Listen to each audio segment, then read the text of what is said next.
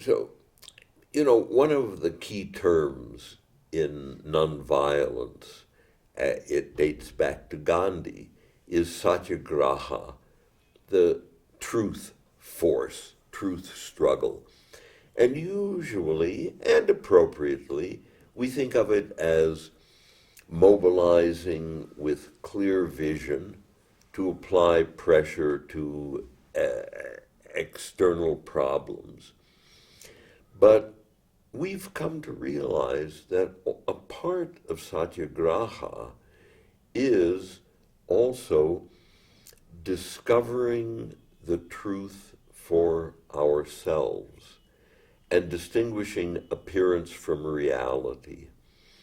And in defining this problem that Tibetans face, it's crucial that they not succumb to the illusion of permanent Chinese impregnability. And we often use as a base a brilliant article that Claude Arpey from Auroville did a few years ago. He calls it The Colossus with Clay Feet. This apparently gigantic, undefeatable power. Except if you look carefully, the feet are made of clay and they can be washed away. And he does an analysis in which he points out a number of persistent problems with the Chinese. And they include an economic development scheme that is producing impossible conditions of contamination and pollution. He points out that the development scheme has been so poorly thought out that now massively China faces a dilemma with factories. They need the factories to operate so that there are jobs for workers. So, on the one hand, the factory must stay open. On the other hand, the factory is so polluting of the environment through the coal it burns and through the poisonous chemicals it uses and disposes of carelessly that the entire neighborhood is jeopardized and unfit for human habitation.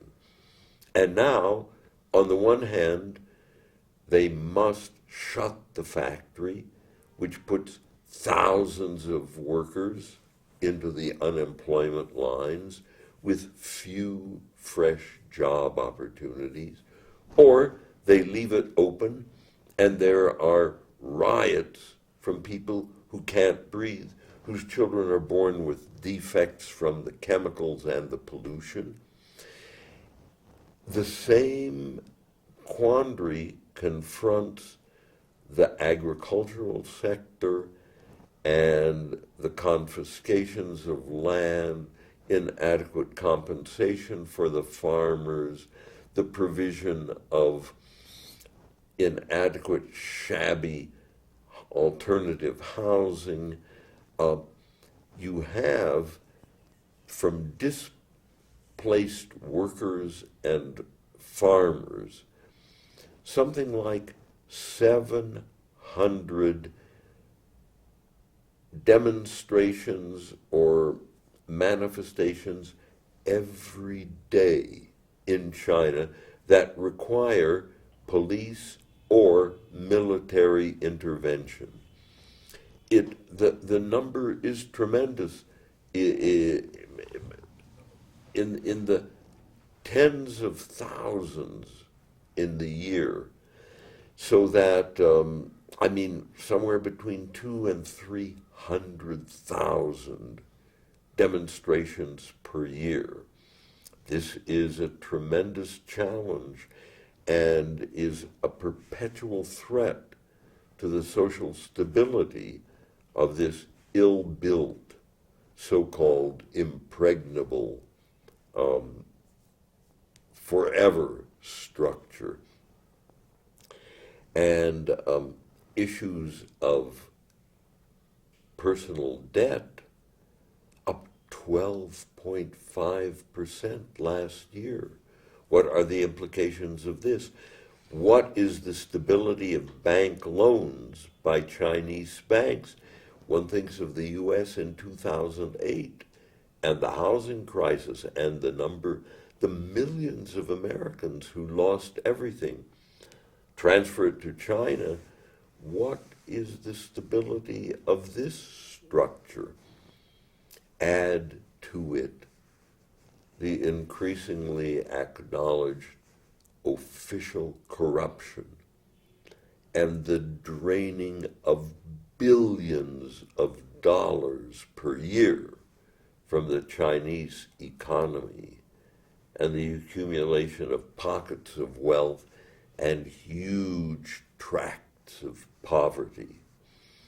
You add all of these together and you can really begin to think that, as has been the case of every other dictatorship in history, this too shall pass. This realization of truth, that the appearance of we're here forever, all powerful, the realization that that is appearance, not reality, is crucial to the Tibetan struggle. And let me just mention that in the same way that Latvians, during the decades of Soviet dominance, basically strengthened their community and maintained it spiritually, culturally, and in terms of morale and identity, language, and all the rest, in the same way that they maintained their community, waiting the inevitable shaking of the all-powerful. So, if Tibetans can maintain their community, their identity, strengthen their institutions, there is a high probability, approaching certainty, that the time will come when there will be major changes in the current Chinese domination.